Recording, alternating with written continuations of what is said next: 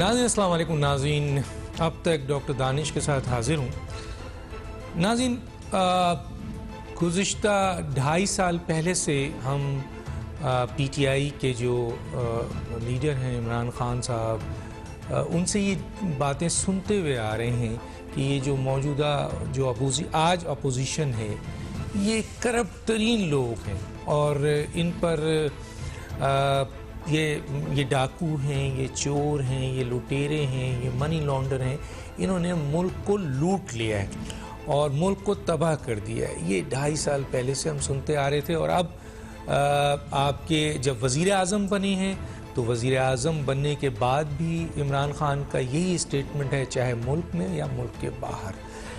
اور ان کے وزراء بھی یہی بات کرتے ہیں, ان کے مشیر بھی یہی بات کرتے ہیں کہ یہ اپوزیشن کے جو لوگ ہیں یہ ڈاکو ہیں, یہ چور ہیں, انہوں نے ملک کو لوٹا ہے, یہ منی لانڈر ہیں, ان پر کرپشن کے سنگین الزامات جو ہیں وہ لگائے گئے ہیں. لیکن آج 2.5 سال بعد میں آج آپ کے سامنے ان تمام کیسز میں سے ایک پارٹی کے کیس کو, چند لوگوں کیس کو سامنے رکھتا ہوں. اگلی دفعہ دوسری پارٹی کے کیس کو بھی رکھوں گا. میرا مقصد یہ ہے کہ میں ایز اٹ از جو کیسز کا 2.5 سال میں آج اسٹیٹس ہے وہ آپ کے سامنے لاؤں اور بتاؤں کہ یہ کہاں کھڑا ہے ہمارا آج یہ کیس. آئیے سب سے پہلے ہم ایک پیکج دیکھتے ہیں, اس کے بعد بات کرتے ہیں.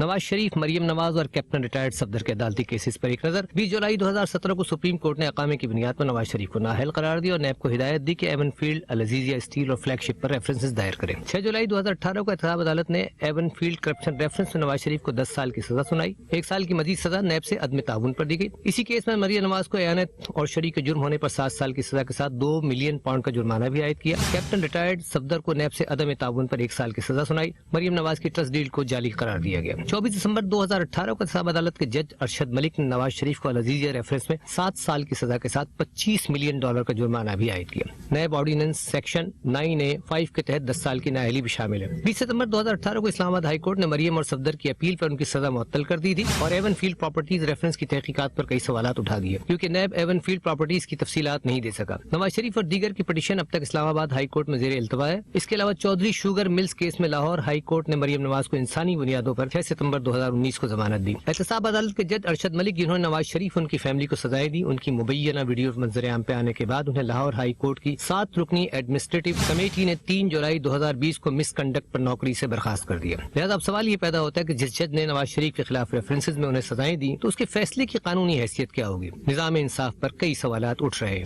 شہباز شریف کے کیسز پر ایک نظر ڈالتے ہیں. نیب نے شہباز شریف کو صاف پانی کیس میں بلایا اور آشیانہ ہاؤسنگ کرپشن کیس میں 6 اکتوبر 2018 کو گرفتار کیا. فروری 2019 میں لاہور ہائی کورٹ نے ضمانت پر رہا کیا. 7 بلین روپے کی منی لانڈرنگ کیس میں لاہور ہائی کورٹ نے شہباز شریف کی ضمانت 28 دسمبر 2020 کو منسوخ کر دی اور نیب نے انہیں پھر گرفتار کر لیا. اس گرفتاری سے چند ہفتے پہلے 23 ستمبر شہزاد اکبر نے الزام عائد کیا کہ شہباز شریف اور ان کے بیٹے حمزہ و سلمان جعلی اکاؤنٹس کے ذریعے منی لانڈرنگ میں ملوث ہیں. 177 مشتبہ ٹرانزیکشن کا پتہ چلا ہے جس پر نیب نے تحقیقات شروع کی, تاہم نیب اب تک کچھ بھی ثابت نہیں کر سکی ہے. حمزہ شہباز کی درخواست ضمانت میں توسیع نہ ہونے پر نیب نے انہیں 11 جون 2019 کو منی لانڈرنگ کیس میں گرفتار کیا. ان کے خلاف 2 کیسز پر انکوائری چل رہی تھی, رمضان شوگر ملز اور آمدن سے زائد سزا کے. 10 نومبر 2020 کو حمزہ شہباز نے احتساب عدالت کو بتایا کہ 17 ماہ سے مجھے مسلسل یہاں لایا جا رہا ہے, ان کیسز میں ابھی تک کچھ پیش رفت نہیں ہو پائی ہے. 12 نومبر کو احتساب عدالت نے شہباز شریف ان کی فیملی کے دیگر ممبران پر اثاثہ و منی لانڈرنگ کیس میں فرد جرم عائد کر دی. حکومت جرم ثابت کرنے میں مسلسل ناکام ہے. شاہد خاقان عباسی کے کیسز پر ایک نظر ڈالتے ہیں. نیب نے شاہد خاقان عباسی کو 19 جولائی 2019 کو گرفتار کیا. LNG کی امپورٹ پر اربوں روپے کرپشن کا الزام. اسی دن چیئرمین نیب نے مفتاح اسماعیل کی گرفتاری کا حکم دیا. ساتھ ہی سابق MD PSO شیخ عمران الحق کو بھی گرفتار کیا گیا. 25 فروری 2020 کو اسلام آباد ہائی کورٹ نے خاقان عباسی کی ضمانت منظور کر لی. جسٹس اطہر من اللہ نے نیب سے 3 سوالات پوچھے. کیوں خاقان عباسی اور احسن اقبال کو گرفتار کیا؟ دونوں ملزمان کو تحقیقات مکمل ہونے کے باوجود جیل میں کیوں رکھا گیا؟ اور ووٹرز کے نمائندے کو کیسے ان کے حق سے محروم رکھا جا سکتا ہے؟ 16 نومبر کو احتساب عدالت نے شاہد خاقان عباسی, مفتاح اسماعیل اور شیخ عمران الحق پر فرد جرم عائد کر دی. دوسری طرف عدالتیں احتساب کے عمل کو مسترد بھی کر رہی ہیں. ایسا احسن اقبال کے کیسز پر ایک نظر. احسن اقبال کو نیب نے دسمبر 2019 میں نارووال میں ایک اسپورٹس کمپلیکس کی تعمیر نے بے قاعدگیوں پر گرفتار کیا تھا اور اسلام آباد ہائی کورٹ نے 19 جولائی 2019 کو ان کی ضمانت منظور کر لی. عدالت نے کہا کہ نیب کے کیس میں ملزم پر کمرشل ادارے اور مالی فوائد لینے کا الزام نظر نہیں آ رہا ہے اور ایک عوامی نمائندہ کیسے باہر فرار ہو سکتا ہے, اور نیب ہر ایک کے خلاف ایسے کرپشن کیسز بنائے گا تو پورا حکومتی نظام ڈھہ جائے گا. یہاں احتساب کم, سیاسی انتقام زیادہ نظر آ رہا ہے. خواجہ سعد رفیق اور سلمان رفیق کے کیسز پر ایک نظر. 11 دسمبر 2018 کو لاہور ہائی کورٹ میں دونوں بھائیوں کی درخواست ضمانت مسترد ہونے کے بعد نیب نے دونوں کو پیراگون ہاؤسنگ گھپلے میں گرفتار کر لیا. نیب نے ان کے خلاف 9 نومبر 2017 میں تحقیقات شروع کی تھی. 18 مارچ 2020 کو سپریم کورٹ نے دونوں بھائیوں کی ضمانت منظور کر لی, لیکن ساتھ ہی چیئرمین نیب کی گرفتاری کے اختیارات اور نیب کی کارکردگی پر بھی سخت سوالات اٹھا دیے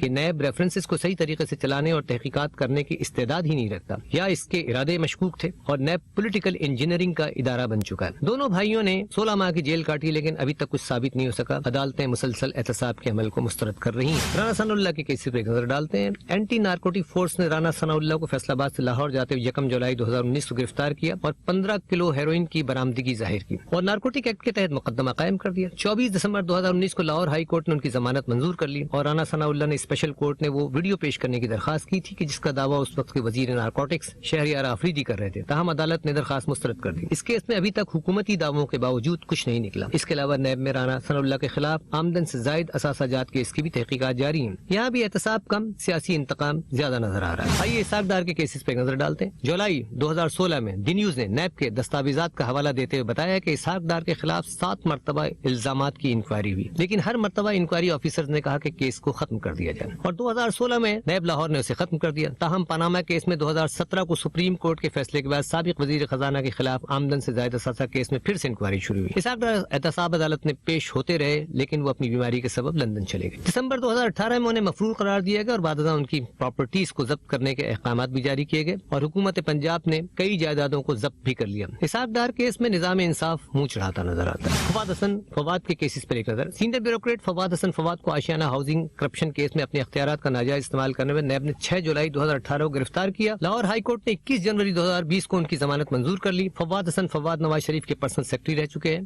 8 ستمبر 2020 کو لاہور احتساب عدالت نے فواد حسن فواد پر آمدن سے زیادہ اثاثے بنانے پر ملزم نامزد کر دیا. فواد حسن نے عدالت میں تمام الزامات کی صحت سے انکار کیا. آمدنی سے زائد اثاثوں کا کیس نیب نے مارچ 2020 میں فائل کیا تھا. اس پر تحقیقات جاری ہیں. ان کے خلاف بھی اب تک کچھ ثابت نہیں ہو سکا ہے. احد چیمہ کے کیسز پر ایک نظر ڈالتے ہیں. نیب نے احد چیمہ DGLDA کو آشیانہ ہاؤسنگ اسکیم میں 21 فروری 2018 کو گرفتار کیا اور LDA سٹی و آمدن سے زائد اثاثہ کیس میں ان کا مسلسل ریمانڈ لیا جاتا رہا اور بالآخر 16 ماہ تحویل میں رکھنے کے بعد نیب نے لاہور ہائی کورٹ کو 13 ستمبر 2020 کو بتایا کہ ان کے خلاف کوئی کیس نہیں اور یہ کیس اب بند کیا جا رہا ہے اور LDA سٹی ایک شفاف منصوبہ ہے. اندازہ لگائیے نیب کی طاقت و اختیار پر کہ بنا کسی ثبوت اور مقدمے کے ایک اعلیٰ سرکاری افسر کو اتنے طویل عرصے تک اپنی تحویل میں رکھا. احد چیمہ دیگر کیسز میں اب تک جیل میں ہے. ان کی درخواست ضمانت لاہور ہائی کورٹ نے مسترد کر دی تھی اور ان کی اپیل اس وقت سپریم کورٹ میں زیر سماعت ہے. بغیر ثبوت کے کسی کو طویل عرصے تک کیسے جیل میں رکھا جا سکتا ہے؟ نظام انصاف پر سوال. میر شکیل الرحمان کے کیسز پر ایک نظر ڈالتے ہیں. نیب نے جنگ گروپ کے مالک ایڈیٹر میر شکیل الرحمان کو 34 سالہ پرانے 54 کنال زمین کے کیس نے مارچ 2020 میں گرفتار کیا. 10 نومبر کو 8 ماہ سے زائد عرصہ حراست میں رہنے کے بعد سپریم کورٹ نے انہیں ضمانت پر رہا کیا. عدالت نے اپنے ریمارکس میں یہ کہا کہ کیس مناسب طریقے سے نہیں بنایا گیا. سپریم کورٹ اس سے قبل بھی نیب کی کارکردگی پر کڑے سوالات اٹھا چکی ہے. یہ آزادی صحافت پر بڑا حملہ تھا.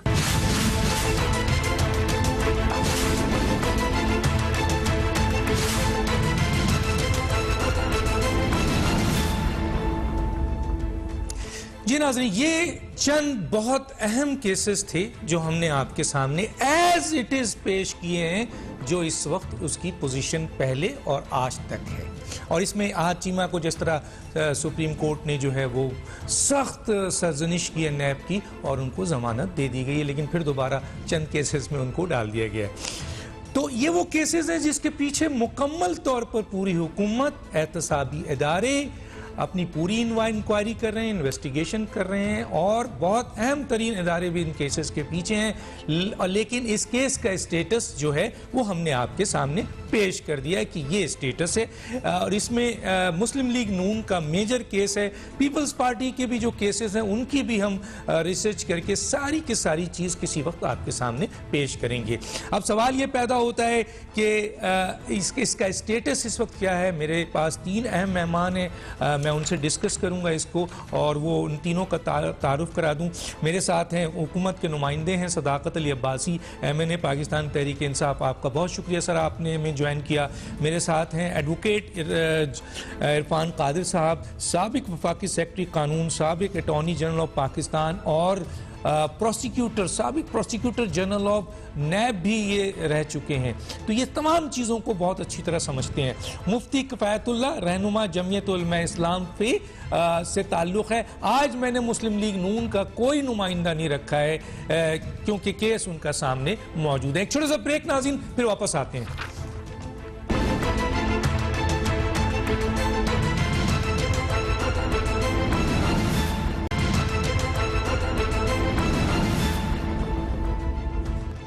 Welcome back.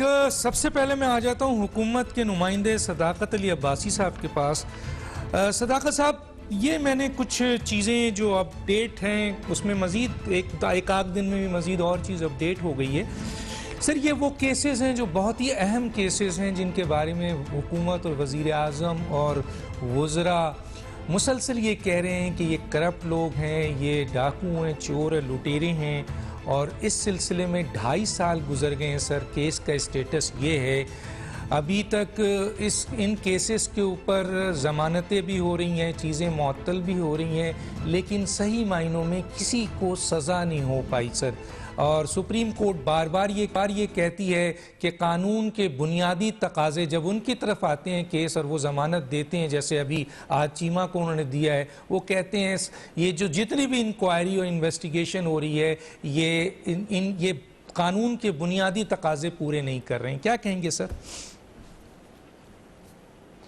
ڈاکٹر صاحب بہت شکریہ, اور میرے جتنے معزز مہمان ہیں سب کو السلام علیکم. وعلیکم السلام. میں نے آپ کا جو ابتدائیہ سارا سنا ہے اس میں سے مجھے میسج یہ لگا ہے, جو اگر ون لائنر میں نکالوں کہ یہ احتساب نہیں ہو رہا, انتقام ہو رہا ہے, اور یہ لوگ کرپٹ نہیں ہے شاید, اور ہم ان کو جان بوجھ کے کرپٹ ثابت کرنے کی کوشش کر رہے ہیں.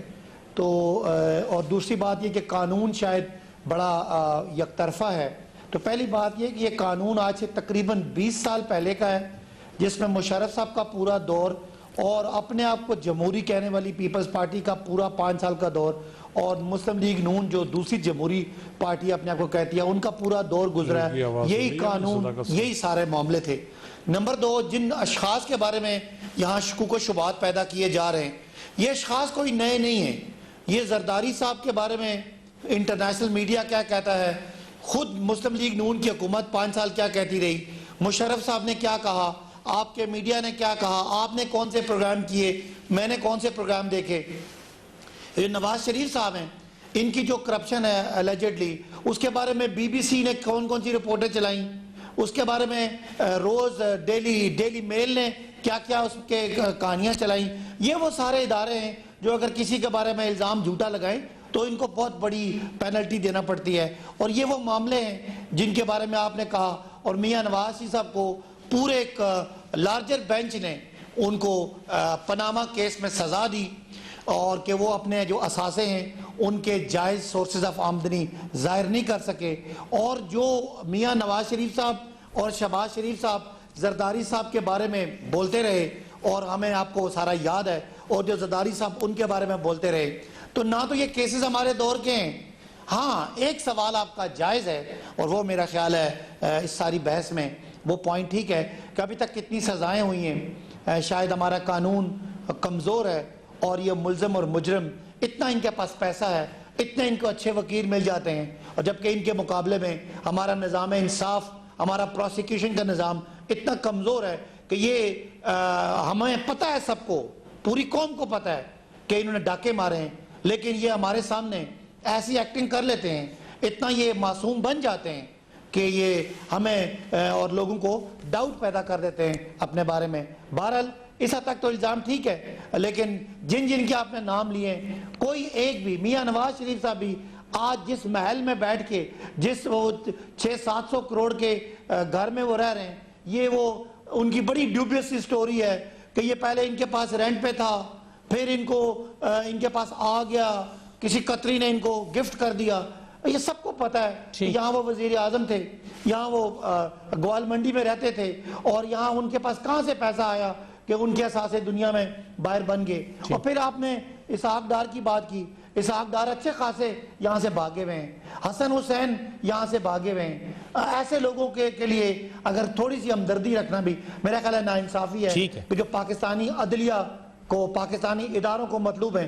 ہاں اگر کوئی یہاں بیٹھ کے ڈیفینڈ کرے, اس کے خلاف کسی ادارے نے اگر کوئی اوور سٹیپ کیا ہے تو اس کو تو ہم یہاں تنقید کر سکتے ہیں, لیکن وہ لوگ جو نظام عدل کو, عدالتوں کو, اداروں کو بگوڑے ہیں اور وہاں سے بیٹھ کے وہ ہم پہ پتھر پھینک دیں, ان کے لیے کسی کے دل میں بھی میرا خیال ہے کوئی ہمدردی نہیں ہوتی. ٹھیک ہے سر, میں آتا ہوں جناب ایڈوکیٹ عرفان قادر صاحب کے پاس, جو کہ قانون کے سیکرٹری بھی رہے, اٹارنی جنرل بھی رہے, اور اس نیب کے حوالے سے پروسیکیوٹر جنرل نیب بھی رہے ہیں, اور بڑا نام ہے ان کا. سر, ہم آپ کے سامنے ہم نے یہ کیسز رکھے ہیں, چند کیسز ہیں, اور ایز اٹ از رکھے ہیں. آپ تو ایک ایک چیز کو جانتے ہیں, قانون کے ماسٹرز ہیں. کیا سمجھتے ہیں سر ان کیسز کو دیکھتے ہوئے کہ یہ کیسز کہاں کھڑے ہیں سر, میرٹ پہ یہ کیس کہاں کھڑا ہوتا ہے سر؟ دیکھیں, اس وقت جو بیانیہ سامنے آیا صداقت علی عباسی صاحب کا, تو اگر ان کی بات مان لی جائے, اور اس میں کوئی غلط بات انہوں نے ایسا کی بھی نہیں, وہ ٹھیک کہہ رہے ہیں کہ یہ بہت سارے کیسز جو ہیں یہ پچھلی حکومتوں کے بنے ہوئے ہیں, اور ایک فرقے نے دوسری, ایک سیاسی دھڑے نے دوسرے سیاسی دھڑے کے خلاف یہ کیسز بنائے, اور ان کا فیصلہ بھی حکومت نے نہیں کرنا, عدالتوں نے کرنا ہے. تو وہ حکومت کو اس ساری چیز سے بری الذمہ قرار دے رہے ہیں. تو جب حکومت ان ساری چیزوں سے بری الذمہ ہے تو پھر حکومت نے یہ احتساب کا بیڑا کیوں اٹھایا ہوا ہے؟ آخر اگر یہ کیسز کو نکال دیں تو حکومت کی کیا کارکردگی ہے اس احتساب کے کانٹیکسٹ میں, کہ انہوں نے کون سے نئے کیسز بنا دیے ہیں لوگوں کے خلاف؟ تو یہ جو صداقت علی عباسی صاحب ہیں اس کی وضاحت وہی کر سکیں گے. میں ہرگز ان کے خلاف تو بات نہیں کر رہا, لیکن میں سمجھنا چاہ رہا ہوں کہ وہ کون سے کیسز ہیں یا وہ کون سا احتساب ہے جو حکومت کے ذمہ ہے اور جو حکومت کرے گی. کیونکہ نیب کا ادارہ جو ہے وہ تو حزب اختلاف اور حکومت دونوں کی مرضی سے بنایا جاتا ہے, اور اس میں تو دونوں میں تفریق نہیں ہو سکتی. لہذا احتساب جو ہے وہ نہ تو حزب اختلاف نے کرنا ہے, نہ اس طرح سے حکومت نے کرنا ہے. تو یہ کون سا احتساب ہے جو کہ یہ حکومت کرنا چاہ رہی ہے اور جس کے تحت یہ چور پکڑنا چاہ رہی ہے؟ اس کی وضاحت بھی اگر صداقت علی عباسی صاحب کر دیں تو شاید میری انڈرسٹینڈنگ میں یا میری سمجھ میں کچھ اضافہ ہو جائے گا. تو ہر کیف میں سمجھتا ہوں اس ساری چیز کو جو میں نے دیکھا ہے, میرا جو تھوڑا بہت تجربہ اس میں ہے, وہ مجھے یہ بتاتا ہے کہ پاکستان میں ہر سیاسی قوت جو ہے دوسری سیاسی قوت کو پچھاڑنا چاہتی ہے, اور ان کی کوشش یہ ہوتی ہے کہ نہ صرف کہ ان کے مخالف جو ہیں وہ الیکشن ہار جائیں, بلکہ الیکشن ہارنے سے پہلے ہی وہ جیلوں میں بند ہو جائیں, پابند سلاسل ہو جائے, تاکہ وہ الیکشن لڑنے کے قابل ہی نہ رہے یا کسی طرح سے ان کو نااہل کرا دیا جائے. اور اسی چیز کو سپریم کورٹ نے بھی مانا ہے, اور انہوں نے اس کو پولیٹیکل انجینئرنگ کہا ہے. پھر یہ بات جو ہے یہ میں نہیں کر رہا, یہ اسی ملک کی سپریم کورٹ کر رہی ہے. تو ان حالات میں سمجھتا ہوں کہ مفتی کفایت اللہ شاہ صاحب جو ہیں وہ بھی اس پہ اب روشنی ڈال سکتے ہیں, صداقت علی عباسی صاحب بھی ڈال سکتے ہیں. اور میں یہی سمجھتا ہوں کہ یہ جو پولیٹیکل انجینئرنگ کی بات کی ہے ہماری سپریم کورٹ نے, بالکل ہمارے احتساب کے ادارے جو ہیں وہ استعمال ہوئے ہیں پولیٹیکل انجینئرنگ میں, اور پولیٹیکل انجینئرنگ میں عدالتیں بھی استعمال ہوئی ہیں. یہ نہیں ہونا چاہیے. میں اس میں ان تمام اصحاب کے ساتھ ہوں کہ نہ صرف کہ پولیٹیکل انجینئرنگ نہیں ہونی چاہیے, بلکہ حکومتیں بھی پولیٹیکل انجینئرنگ کا حصہ ہوتے ہوئے نظر نہیں آنی چاہیے.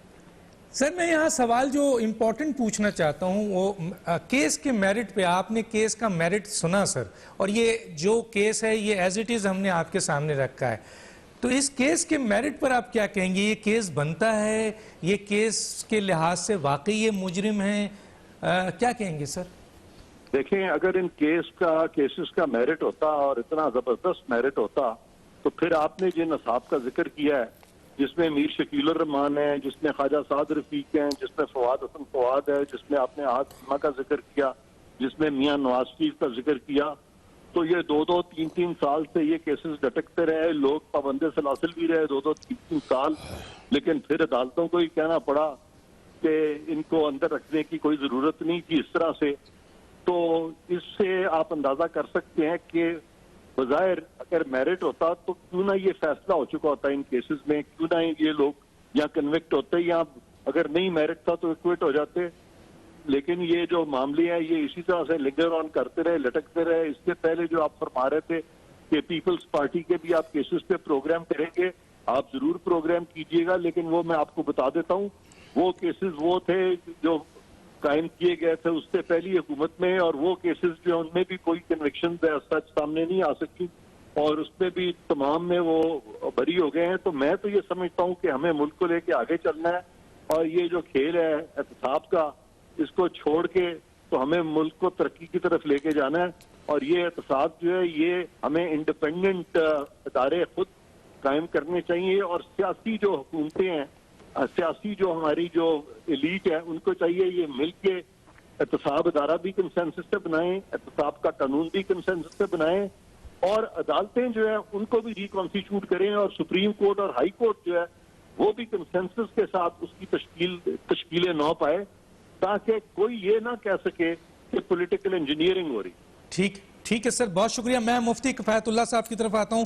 مفتی کفایت اللہ صاحب, یہ میں نے ایک اہم کیسز تھے وہ آپ کے سامنے پیش کیے ہیں, اور یہ کیسز کے بارے میں حکومت کا پرزور کہنا ہے کہ یہ ڈاکو ہے, چور ہیں, لٹیرے ہیں. لیکن سر جس طرح ابھی عرفان صاحب نے, جب ہم ٹیکنیکلی آتے ہیں تو بہت امپورٹنٹ ہے, سپریم کورٹ انویسٹیگیشن, ثبوت اور ایویڈنس دیکھتی ہے. اس کے لحاظ سے تو سر اس کے جو ریمارکس ہیں وہ آپ کے سامنے ہیں, اور پھر ضمانتیں بھی ہو رہی ہیں, ایک آدھ سزا ہوئی وہ بھی معطل ہو گئی.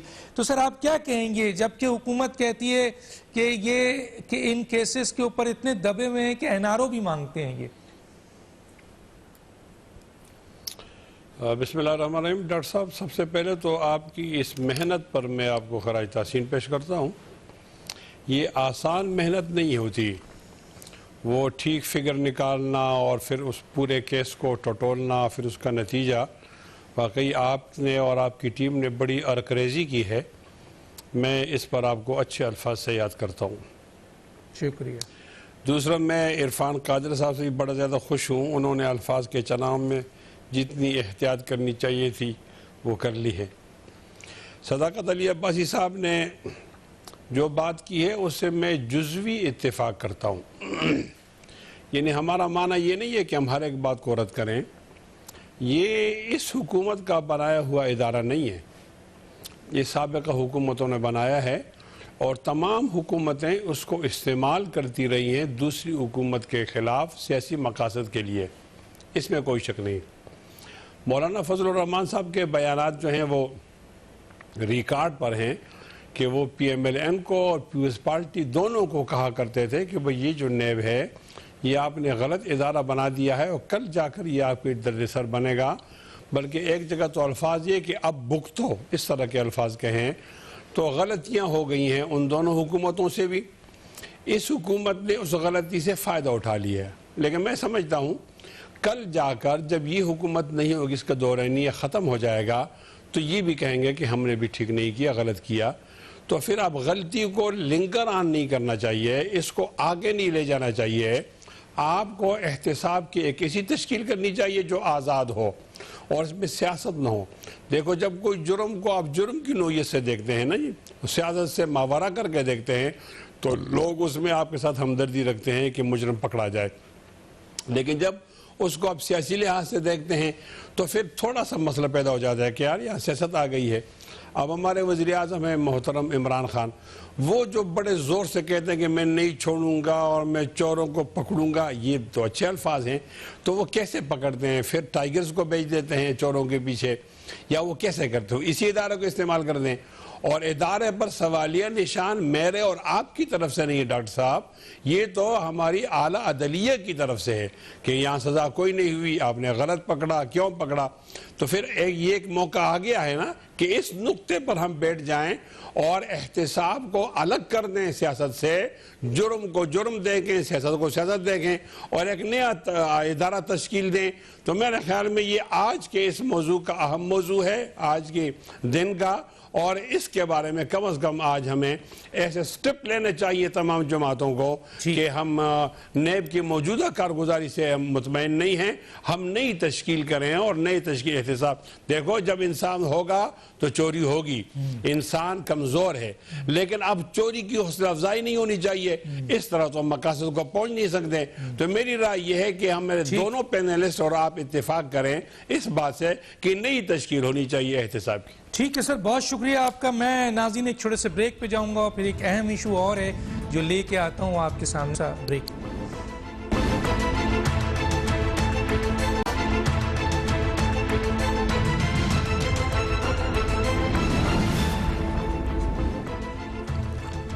ویلکم بیک جی. ایک اہم موضوع اس کو بھی ہم ڈسکس کر لیتے ہیں. صداقت علی عباسی صاحب سے ہی پہلا سوال کر لیتا ہوں. سر آپ کی حکومت پی ٹی آئی حکومت کی وفاقی کابینہ کی اینٹی ریپ قوانین کی منظوری جس میں کیمیائی عمل سے نامرد بنانے کی سزا تجویز کی گئی ہے، بلکہ کمیٹی نے اس کو اپروو کر دیا ہے، آرڈیننس بھی ہو گیا. اب سوال یہاں پر یہ ہوتا ہے سر کہ اس ملک کا جو قانون ہے وہ سپریم قانون جو ہے وہ قرآن و سنت ہے. آئین کا آرٹیکل 220 227 بھی ہے، 2A بھی ہے، اور شریعت کا قانون بھی موجود ہے. اب سوال یہاں پہ یہ ہے کہ سر آپ نے پہلے بھی ہزیمت اٹھائی، جسٹس فائز عیسیٰ کے کیس میں ریفرنس دیا، آج بہت سارے اس پہ سوالات آپ کی وزیر اعظم پہ، صدر پہ آئے ہوئے ہیں. آرمی چیف کی اپوائنٹمنٹ کے حوالے سے جو آپ نے طریقہ کار اپنایا وہ بھی بہت اس میں تذلیل ہوئی، بڑی شرمندگی ہوئی. پھر آپ نے پارلیمانی کمیٹی جو الیکشن ڈسپیوٹ کے حوالے سے آئین کا آرٹیکل 225 موجود ہے، آپ نے اس کو ایک طرف پھینک کر ڈائریکٹ آرڈیننس سے اپوائنٹ کر دیا، جس کے اوپر آپ کو شرمندگی ہوئی، آپ نے واپس لیا، ہٹا دیا گیا، یعنی سپریم کورٹ نے اس کو ٹرن ڈاؤن کیا. اس کے بعد ممبر الیکشن کمیشن جو ہیں وہ آپ نے اپوائنٹ کیے، وہ بھی قانون کی آپ نے جو ہے وہ دجیاں بھی کھیر دیں.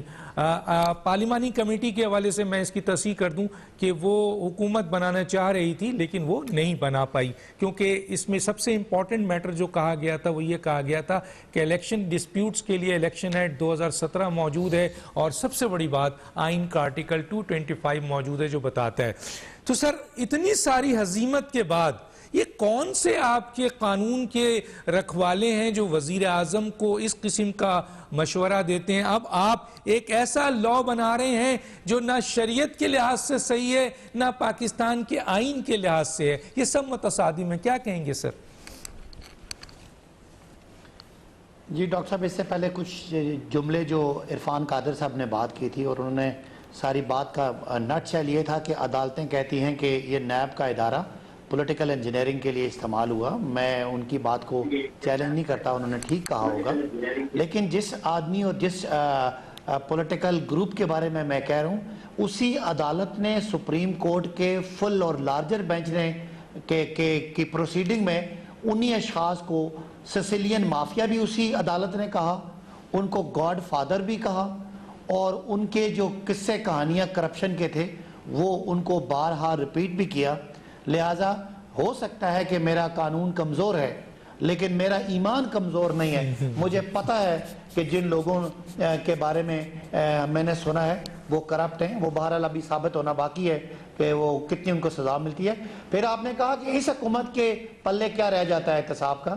تو جو اس وقت شہباز شریف صاحب پہ کیس ہے، جس میں مجھے آپ خود ہی بتا دیں کہ ایک آدمی ہے، ملک کا وزیر اعلیٰ ہے، بڑا بھائی وزیر اعظم ہے، ان کا رشتہ دار وزیر خزانہ ہے، اور ان کے دو ملازم جو 25-25 ہزار جن کی تنخواہ ہے، اگر ان کے اکاؤنٹوں میں 250 کروڑ روپے نکلتا ہے تو سر پکڑے نا. کس نے کہا ہے سر پکڑے نا، ان کو سزا دینا؟ یہی تو کہا جا رہا ہے کہ آپ سزا دیجئے نا. شہباز شریف صاحب سنیں شہباز شریف صاحب اسی کیس میں آج اندر ہے، جن کی آج وہ پیرول پہ باہر ہیں.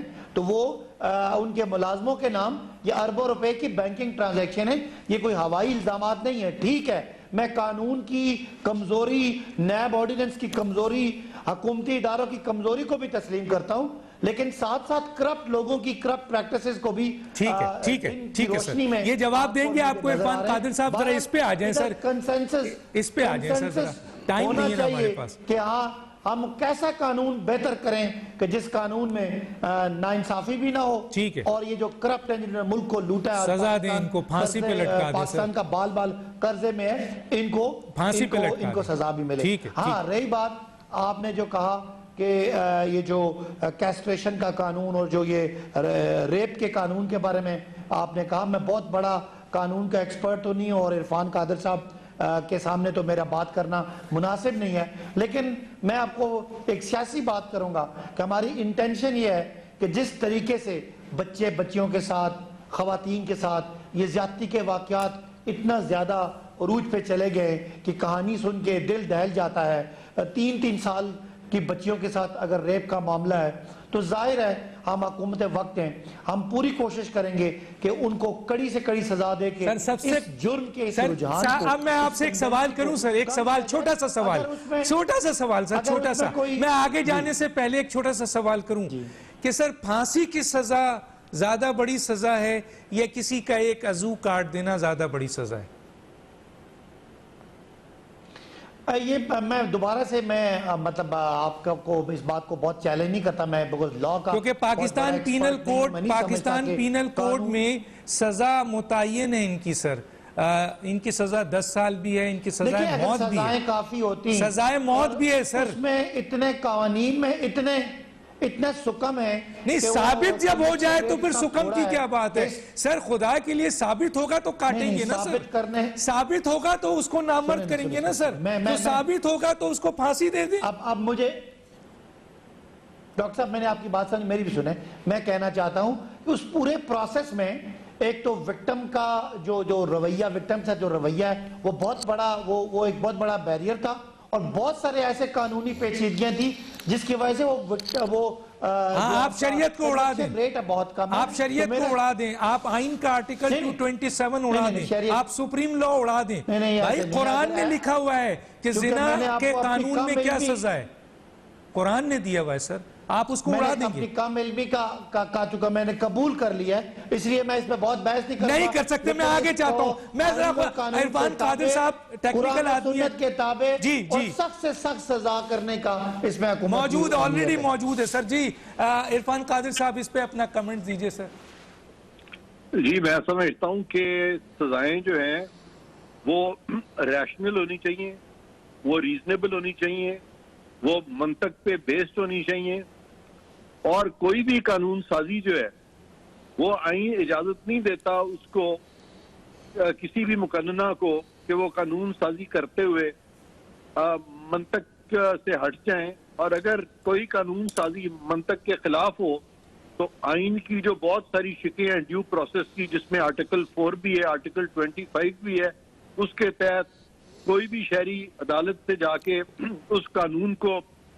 حذف کرا سکتا ہے اس کو نل اینڈ وائڈ کرا دیا جا سکتا ہے تو آپ کی یہ بات بالکل ٹھیک ہے ڈاکٹر صاحب کہ یہ جب بھی سزائیں اگر نیا قانون آپ لانا چاہتے ہیں تو اس میں منطق اس میں لاجک اس میں ریزنیبلنس ہونی چاہیے اور اگر نہیں ہے تو یہ بات میں سمجھتا ہوں کہ ٹھیک نہیں ہے ٹھیک ہے سر میں آتا ہوں جناب ان کی طرف جاتا ہوں آپ کے مفتی کفایت اللہ صاحب کی طرف ایک چیز اور بتا دیتا ہوں سر یہاں پر اور یہ میں نہیں کہہ رہا اتنے بڑے یہاں پہ قانون دان بیٹھے ہوئے ان کے سامنے بھی کہ ایک تو سپریم لا پاکستان کا جو ہے وہ قرآن و سننا ہے کوئی بھی ایسا قانون نہیں بن سکتا جو آئین کا آرٹیکل 227 اور 2A کہتا ہے جو قرآن و سننا سے متصادم ہو اور آپ قانون سازی پارلیمنٹ بھی نہیں کر سکتی 3 چیزوں میں میری تصحیح کیجئے گا سر ایک جو فنڈامنٹل رائٹس ہے اس کے اوپر کوئی قانون سازی نہیں ہو سکتی کوئی پارلیمنٹ نہیں کر سکتا ایک بیسک اسٹرکچر ہے اس کے اوپر کوئی قانون سازی نہیں ہو سکتی کوئی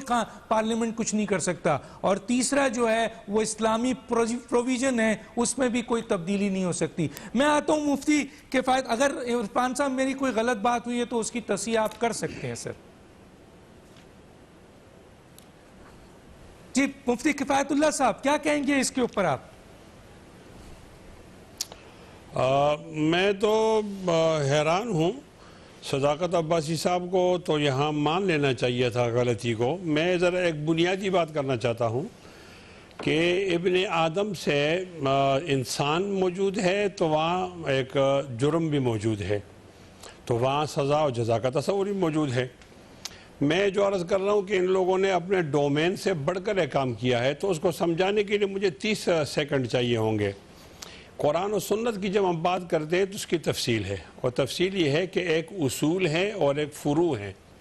اصول اور فروع کے بعد آئین آتا ہے۔ آپ کی ترمیم تیسرے نمبر پر ہے، آپ ایک نمبر میں ترمیم نہیں کر سکتے، دوسرے میں نہیں کر سکتے۔